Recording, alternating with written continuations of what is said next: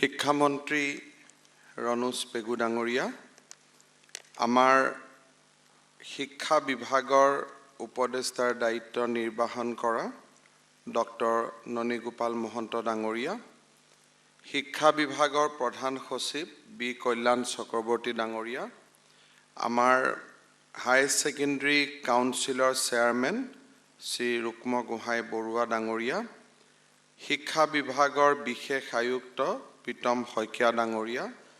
শিক্ষা বিভাগৰ বিষয়া কৰ্মচাৰীসকল আৰু আজি এই নিযুক্তিৰ অনুষ্ঠানত আমাৰ মাজত উপস্থিত থকা অসমৰ বিভিন্ন স্থানৰ পৰা অহা যুৱক যুৱতী বন্ধু বান্ধৱীসকল, ৰাজ্য চৰকাৰখনে অসমৰ যুৱক যুৱতীৰ আশা আকাংক্ষাৰ কষটি শিলত উত্তীৰ্ণ হ'বৰ বাবে আমি অহৰহ প্ৰচেষ্টা চলাই আহিছোঁ আৰু আজি আমাৰ চৰকাৰখনৰ 100 দিন পূৰ্ণ হোৱাৰ এই পবিত্ৰ মুহূৰ্তত শিক্ষা বিভাগে বিভিন্ন ধৰণৰ নিযুক্তিৰ বাবে আপোনালোকক ইয়ালৈ আমন্ত্ৰণ কৰি আনিছে। নিৰ্বাচনৰ সময়ত আমি অসমৰ ৰাইজক প্ৰতিশ্ৰুতি দিছিলোঁ যে চৰকাৰখনে দায়িত্ব লোৱাৰ এবছৰৰ ভিতৰত আমি 1 লাখ নিযুক্তিৰ ব্যৱস্থা হাতত ল'ম। নিযুক্তি দিয়া যিটো পথ সেইটো অত্যন্ত কঠিন। বহু প্ৰাৰ্থীয়ে একোটা পদৰ বাবে আবেদন কৰে আৰু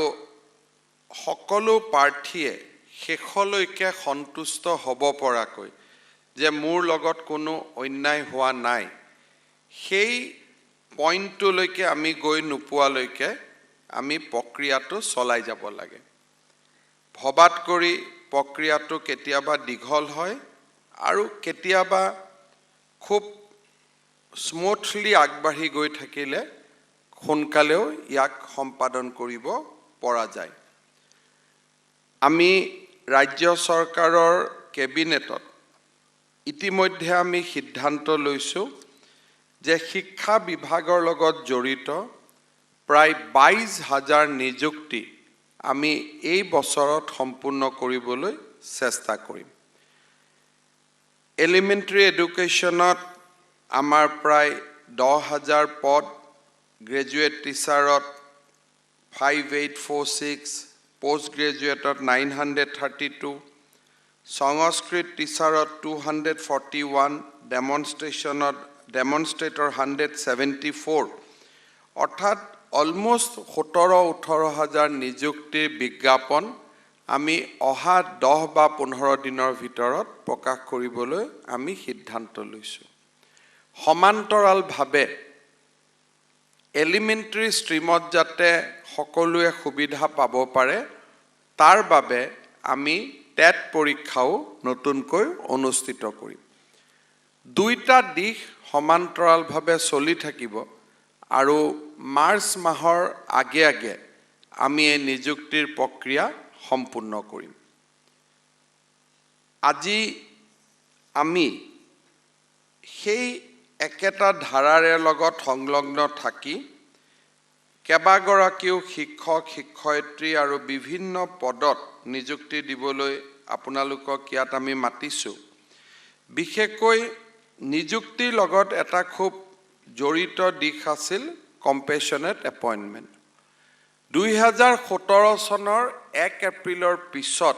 আমি কম্পেশ্যনেট এপইণ্টমেণ্ট বন্ধ কৰিছোঁ। কাৰণ কম্পেশ্যনেট এপইণ্টমেণ্টটো এটা লটাৰীৰ দৰে ব্যৱস্থা আছিল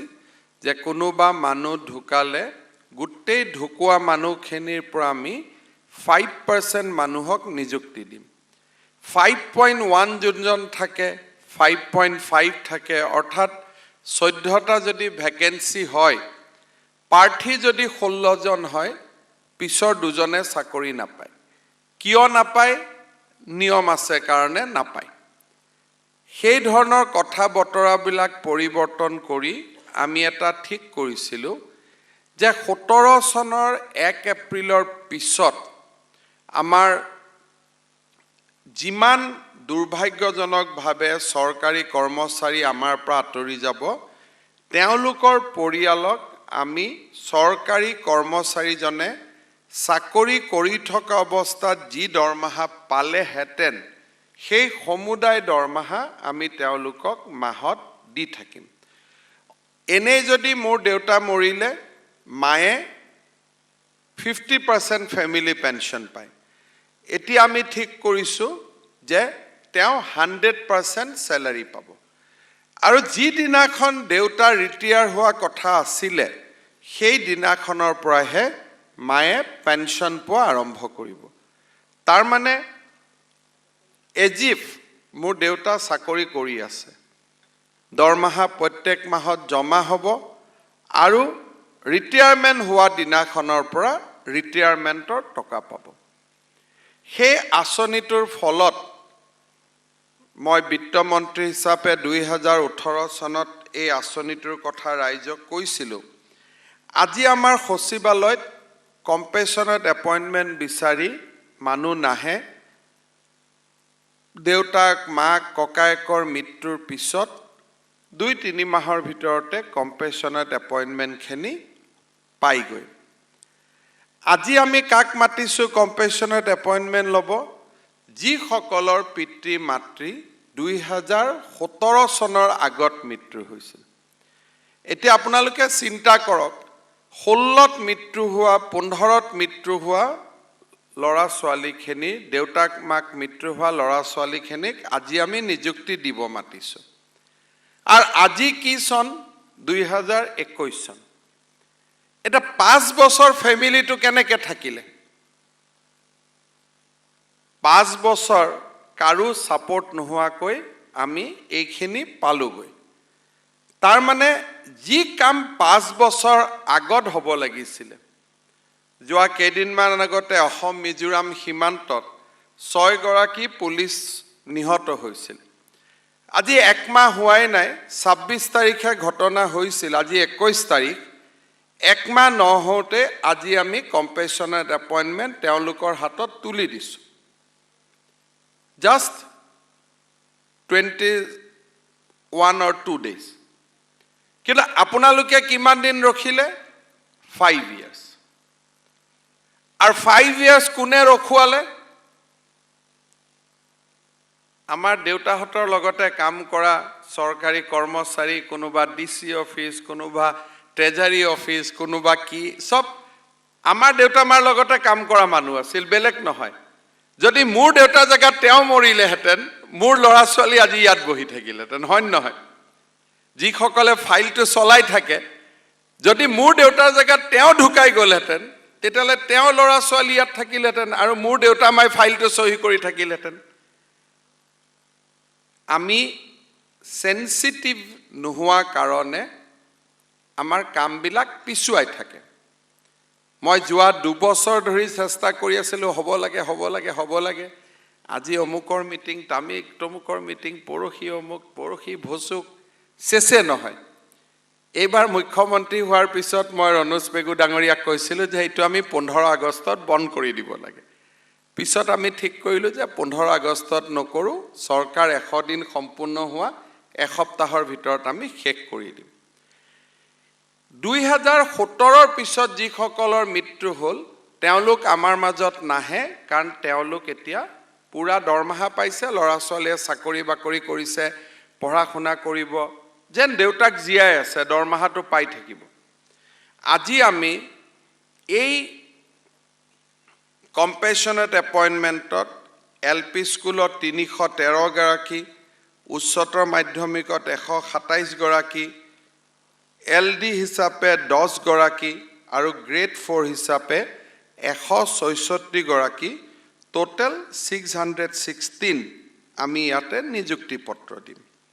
সেকেন্ডাৰী এডুকেশ্যনতো শিক্ষক পদত 1 গৰাকী কনিষ্ঠ সহায়ক পদত 31 গৰাকী আমি 32 গৰাকীক নিযুক্তি দিম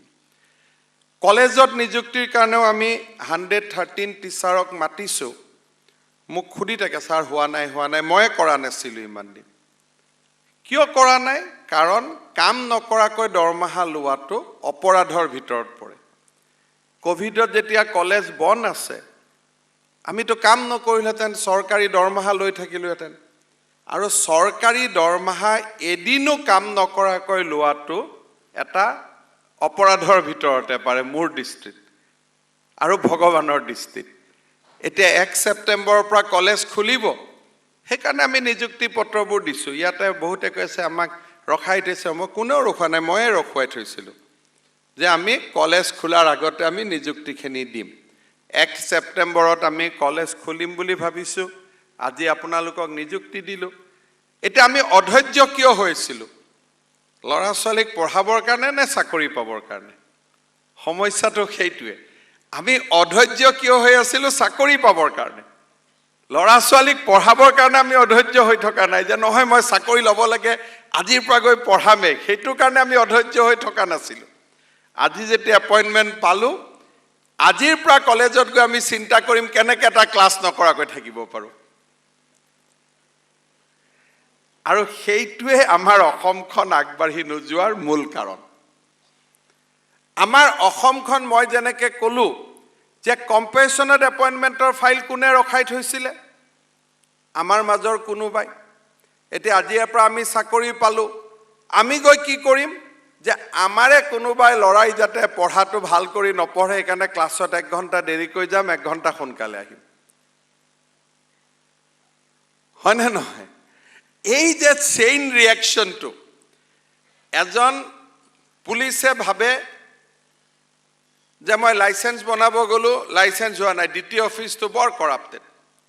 আকৌ দ্বিতীয়জনে থানাত কেছ দিব আহি পুলিচৰ পৰা গালি খালে ভাবে পুলিচৰ সমান বেয়া মানুহ কোনো নাই শিক্ষকজনে প্ৰবন্ধ লিখি থাকে অসমখন ভাল হ'ব লাগে আৰু তেওঁৰ ছাত্ৰজনে প্ৰবন্ধটো পঢ়ি কয় ছাৰে আমাৰ কলেজতে নাহে আৰু পেপাৰত ভাল কথা লিখি আছে আমাৰ গুৱাহাটী ইউনিভাৰ্চিটিতে কেইজনমান প্ৰফেচাৰ আছে টক শ্ব'ত বেছি দেখিব ক্লাছত কম দেখিব কিন্তু উপদেশৰ কতো কোনো শেষ নাই এইটো কৰিব লাগে সেইটো কৰিব লাগে উপদেশবিলাক শুনি থাকিলে মই যিহেতু সবক চিনি পাওঁ মই মাজে মাজে ভাবি থাকোঁ বাপৰে ইমান উপদেশ দি আছে ছাৰটোতো আজি দিনতে অমুকতহে দেখিলোঁ তমুকতহে দেখিলোঁ এই যে বেলেগৰ উপদেশ দিওঁ বেলেগৰ পৰা আমি সব বিচাৰোঁ কিন্তু নিজৰ থাকাখিনি আমি দিব নিবিচাৰোঁ কোনোবাই যদি কয় অসম পিছ পৰি থকাৰ কাৰণ কি তাৰ কাৰণটো হ'ল বেলেগৰ পৰা আমি সব আশা কৰোঁ নিজৰ পৰা আমি একো নিদিওঁ দিল্লীৰ পৰা আমাক সব লাগিব কিন্তু দিল্লীক আমি একো নিদিওঁ দিল্লী আমাক ইটো কৰিলে সিটো কৰিলে আৰে দিল্লীয়েতো টকা নিদিলে দৰমহাই দিব নোৱাৰোঁ কিন্তু আমি দিল্লীক কি দিলোঁ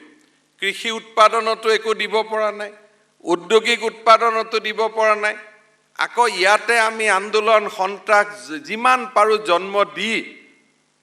আমি উল্টাটোহে কৰি আছোঁ দিল্লীক সমস্যাটোহে দি আছোঁ আমাৰ জাতিটোৰ চিন্তাধাৰাত আটাইতকৈ ডাঙৰ সমস্যাটো হ'ল যে বেলেগৰ পৰা আমি সব বিচাৰিম মুখ্যমন্ত্ৰীয়ে ৰাতিপুৱাৰ পৰা ভাল কাম কৰিব লাগিব থানাত গ'লে পুলিচে মৰম কৰি কাম কৰি দিব লাগিব পেনশ্যন অফিচত গ'লে মোৰ কাম হ'ব লাগিব কম্পেশ্যনেট গ্ৰাউণ্ডত মোৰ কাম হ'ব লাগিব কিন্তু মই যেতিয়া দিয়াৰ সময় হয় আজিতো ল'ৰাটোৰ টিউশ্যন দেৰি হৈ যাব গ'লে গতিকে টিউশ্যনত আগত লৈ যাব লাগিব আজিতো মোৰ নিমন্ত্ৰণ আছিলে আজিতো মোক অমুক জায়গাত ভাষণ দিব মাতিছে কালিতো টক শ্ব'ত যাব লাগিব পৰহি অলপমান মাক কৈ থৈছোঁ দেউতাক কৈ থৈছোঁ ঘৰত সোনকালে যাব লাগিব এই যিটো চেইন এইটোক কয় ভিচিয়াছ চাৰ্কেল যে বেলেগৰ পৰা সব বিচাৰিম নিজৰ পৰা একো নহ'ব এই ভিচিয়াছ চাৰ্কেলটো যিদিনাখন আমি ব্ৰেক কৰিব পাৰিম সেই দিনাখনে আমাৰ অসমখনে প্ৰগতিৰ ফালে আগুৱাই যাব আৰু এই ভিচিয়াছ চাৰ্কেলটো কোনে ব্ৰেক কৰিব লাগিব আমাৰ নৱপ্ৰজন্মই আমাৰ লগত আজি একো বাৰ্ডেন নাই আমি এটা ভাল মন লৈ কলেজত কাম কৰিব আহিছোঁ স্কুলত কাম কৰিব যাম এই ভাল মনটো যদি আমি ৰাখি থ'ব পাৰোঁ এই ভাল মনটোৱে আমাক সকলো শেষ একদম লক্ষ্যস্থললৈ আমাক লৈ যাব পাৰিব কৃষি বিভাগত কাম কৰা মানুহ এজনে যদি কৃষকৰ কথা ভাবে, ইঞ্জিনিয়াৰজনে যদি নিজৰ ডিপাৰ্টমেণ্টৰ কথা ভাবে, আৰু শিক্ষকে ছাত্ৰৰ কথা ভাবে, ডাক্তৰে ডাক্তৰৰ কথা ভাবে, পেচেণ্টজনৰ কথা ভাবে, তেতিয়াহ'লে আমিতো কাৰো কথা ভাবিব নালাগে।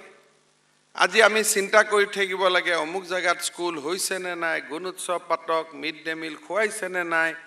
চিলেবাছ চেঞ্জ হৈছে নে নাই। আমি কাৰো কথা কোনেও চিন্তা কৰিব নালাগে। নিজক যেতিয়া দায়িত্বশীল নাগৰিক হিচাপে আমি নিৰ্মাণ কৰিব পাৰোঁ। ৰাষ্ট্ৰ নিৰ্মাণ একো নহয়, ব্যক্তি নিৰ্মাণেই হৈছে ৰাষ্ট্ৰ নিৰ্মাণ। কোনোৱে সৌৰজগতৰ পৰা আহি অসমখন ভাল কৰি নিদিয়ে, আমিয়ে অসমখন ভাল কৰিব লাগিব। মই কেইদিন দেখি আছোঁ আমাৰ ফেকাল্টি কেইজনে ফেচবুক, ছ'চিয়েল মিডিয়া, টুইটাৰ, চাকৰি লাগে লাগে লাগে। এতিয়াৰ পৰা মই ৰণোজ পেগুক ক'ম যে আপুনি তেওঁলোকৰ পিছত পৰি যাওক, পঢ়াব লাগিবই লাগিবই লাগিবই লাগিবই বুলি। সেইটো কৰিলে ক'ব এই এডুকেশ্যন মিনিষ্টাৰজনে আমাক দিগদাৰি কৰি থাকে। আপুনি দিগদাৰি কৰোঁতে ঠিক আছে, আমি দিগদাৰি কৰিলে আমি বেয়া হৈ যাম। এই বস্তুটো আমি ব্ৰেক কৰিব লাগিব। আৰু কেতিয়া আমি ব্ৰেক কৰিম? এই বছৰে আটাইতকৈ ভাল সময়। ভাৰতে স্বাধীনতাৰ ৭৫ বছৰত ভৰি দিলে। এইটো হ'ল স্বাধীনতাৰ অমৃত মহোৎসৱ।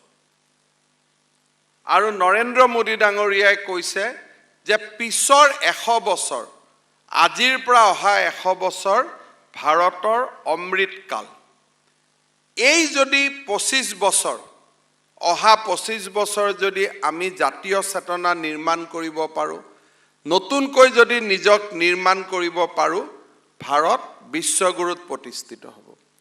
মই বহুত মানুহক এই নৰেন্দ্ৰ মোদীয়ে ভাৰতক বিশ্বগুৰু কৰিম বুলি কৈছিল, নহ'লেই দেখোন। মোদীয়ে কৰিব নোৱাৰে, মোদীয়ে ৰাস্তা দেখুৱাব লাগিব। ভাৰতৰ মানুহে ভাৰতক বিশ্বগুৰু কৰিব লাগিব।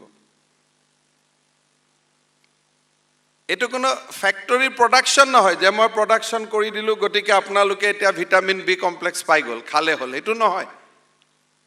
সকলোৱে চেষ্টা কৰিলেহে ভাৰত বিশ্বগুৰু হ'ব।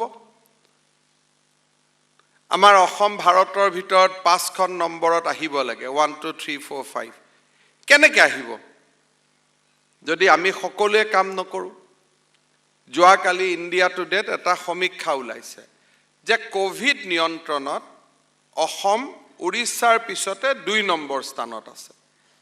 এতিয়া কোনে কৰিলে? নাই নাই, এইটো হিমন্ত বিশ্ব শৰ্মাই কৰিলে। মই কেনেকৈ কৰিম? না মই ডাক্তৰ জানো, কবিৰাজ জানো, মই হোমিওপাথ, মইতো একোৱেই নাজানো। তাৰ কোনোবাই ভিতৰত ICUত গৈ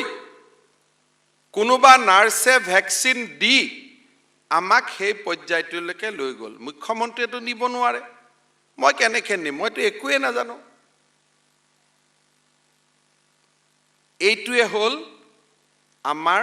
সামগ্ৰিক সত্তাৰ বহিঃপ্ৰকাশ। যেতিয়া অসম নামৰ বস্তুটোৱে কাম কৰা আৰম্ভ কৰিব, অসমীয়া নামৰ শক্তি এটাই কাম কৰা আৰম্ভ কৰিব,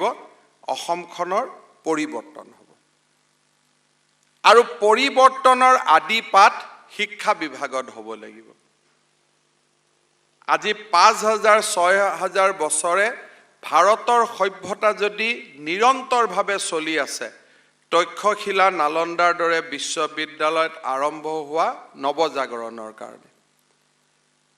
আমাৰ চিন্তাৰ কঠীয়াতলীয়ে হ'ল শিক্ষানুষ্ঠানসমূহ। আজি যেতিয়া শিক্ষানুষ্ঠানক ছাত্ৰজনে দেখিব, শিক্ষক শিক্ষয়িত্ৰীয়ে নিয়মানুৱৰ্তিতাৰ কথা কয়, শৃংখলাৰ কথা কয়, সমাজ পৰিৱৰ্তন হ'ব। যদি ১ ঘণ্টা পিছত ক্লাছত আহোঁ, ল'ৰাজনে সেই শিক্ষাটোকে লৈ গুচি যাব। আমাৰ সমাজত জানি বা নাজানি আমি কাক ফ'ল' কৰোঁ? Role model. আজি এটা লাভলীনাই ভাল খেল দেখুৱাইছে। কেইদিনমান আগতে মই ফাঁচী বজাৰ জেলত উদ্বোধন কৰিব গৈছিলোঁ। ৩জনী মহিলা মোক দৌৰি আহি কৈছিলে যে ছাৰ ইয়াত এখন ষ্টেডিয়াম বনাই দিয়ক পাৰ্কতকৈ। বোলো বাইদেউ কালিলৈকেতো পাৰ্ক লাগিছিল, আজি কিয় ষ্টেডিয়াম লগা হ'ল? নাই নাই, লাভলীনা গোল্ড মেডেল লেকে আয়া। তাৰমানে লাভলীনাই গোল্ড মেডেল পালে, এতিয়া মোৰ ছোৱালীয়েও গোল্ড মেডেল পাব লাগে, ইয়াত এখন ষ্টেডিয়াম বনাই দিয়ক। সেই আশাটো ক'ৰ পৰা সৃষ্টি হ'ল? লাভলীনাক দেখি টিভিত দেখি ঠিক তেনেকে শিক্ষক শিক্ষয়িত্ৰীক যেতিয়া নিয়মানুৱৰ্তিতা সিনসিয়াৰিটি ষ্টুডেণ্টে দেখে তেতিয়া ষ্টুডেণ্ট এনেই ইনস্পায়াৰ হয় প্ৰত্যেকজন সফল ছাত্ৰ ছাত্ৰীৰ আঁৰত কোনোবা এজন গুৰু থাকেই আৰু সেই মানুহজনে তেওঁক ইনস্পায়াৰ কৰে আৰু সেই মানুহজন আমি হ'ব পাৰো নেকি সেই মানুহগৰাকী আমি হ'ব পাৰো নেকি আমি 10 জনক ইনস্পায়াৰ কৰিব পাৰো নেকি এই কথাখিনি যেতিয়া শিক্ষা বিভাগত আলোচনা হ'ব মই ভাবো অসমখন আগবাঢ়ি যাব এইবাৰ স্বাধীনতা দিৱসত পতাকা উত্তোলন কৰি মই ৰাইজক কৈছিলো 10টা কামৰ কথা কৈছিলো তাৰ ভিতৰত এটা কৈছিলো যে 1 ঘণ্টা আমি বেছিকৈ কাম কৰিব পাৰো নেকি আৰু সকলোৱে যদি 1 ঘণ্টাকৈ বেছি কাম আৰম্ভ কৰো 4 লাখ চৰকাৰী কৰ্মচাৰী আছে সকলোৱে যদি দিনত 1 ঘণ্টাকৈ কাম কৰে মই কিমান পাম 4 লাখ এক্সট্ৰা ওয়াৰ্কিং আৱাৰ্স পাম 4 লাখ এডিশনাল মই কাম পাম মই মানে কোন অসমৰ মানুহজনে দিনটোত 1 ঘণ্টা সময় যদি আমি সকলোৱে কাম কৰো 4 লাখ কৰ্ম ঘণ্টা প্ৰত্যেক দিনে সৃষ্টি হ'ব মই আৰু 365 লৈকে হৰণ কৰি যাব পূৰণ কৰিব খোজাই নাই তাৰমানে আমি কেনেকৈ সমাজখনক পৰিৱৰ্তন কৰিব পাৰো আৰু মই নিশ্চিত যে আমাৰ যুৱ প্ৰজন্মই সেই প্ৰেৰণা লৈ আগবাঢ়িব অসমখনক এখন নতুন অসম ৰূপে গঢ়ি তুলিব আজি আমাৰ চৰকাৰখনে কেইবাটাও গুৰুত্বপূৰ্ণ সিদ্ধান্ত গ্ৰহণ কৰিছে তাৰ ভিতৰত এটা অত্যন্ত গুৰুত্বপূৰ্ণ সিদ্ধান্ত যেটো শিক্ষা বিভাগে কৰিব লাগিব সেইটো হল যে নতুন শিক্ষা নীতিৰ ৰূপায়ণ কৰিবলৈ গৈ আমি 9, 10, 11, 12 এই 4টা ক্লাছক কম্বাইন কৰি আমি সিনিয়ৰ সেকেন্ডাৰী স্কুল আমি গঠন কৰিব লাগিব তানে অসমত এতিয়া আৰু হাই স্কুল নাথাকে হাই সেকেন্ডাৰী স্কুল নাথাকে 4টা ক্লাছ মিলি আমি 2022 চনৰ 1 এপ্ৰিলৰ পৰা অসমত আমি সিনিয়ৰ সেকেন্ডাৰী ক্লাছ আৰম্ভ কৰিব খুজিছো ডাঙৰ প্ৰত্যাহ্বান কিন্তু আমি কৰিব পাৰিম নেকি তাৰ বিষয়ে আজি আমি কেবিনেটত আলোচনা কৰিছো 5700 আমাৰ স্কুল আছে ইমান স্কুল আমাৰ লাগিব নে নাই সিদ্ধান্ত এটা ল'ব লাগিব তাৰ পিছত ততাতয়াকৈ যি স্কুলত পৰিকাঠামো নাই তাত এটা বছৰৰ ভিতৰতে আমি পৰিকাঠামো নিৰ্মাণ কৰিব লাগিব সায়েন্স ল্যাব বনাব লাগিব মিনিমাম 2টা ক্লাছ 11ৰ ক্লাছ বনাব লাগিব আৰু এতিয়া হায়াৰ সেকেন্ডাৰী আৰ্ট সায়েন্স অসমত নাথাকে কি থাকিব subject physics chemistry biology botany geology political science economics যাৰ ডক্টৰ লব পঢ়িব ইচ্ছা আছে হি পিসিবি লব যাৰ ইঞ্জিনিয়াৰিং পঢ়িব ইচ্ছা আছে হি পিসিএম লব সাৰ্টিফিকেটখনত কিন্তু সায়েন্স আৰ্টস লিখা নাথাকে ৰিজাল্ট এটাই হ'ব আৰু হি যদি কয় যে নহয় মই ফিজিক্স কেমিষ্ট্ৰি আৰু লগত মই মিউজিক পঢ়িম লগত মই পলিটিক্যাল সায়েন্স পঢ়িম আইএস দিম হি সেইটো পঢ়িব পাৰিব আৰ্ট সায়েন্স আৰু বাণিজ্য নাথাকে there will be only one mark sheet যে you have passed higher secondary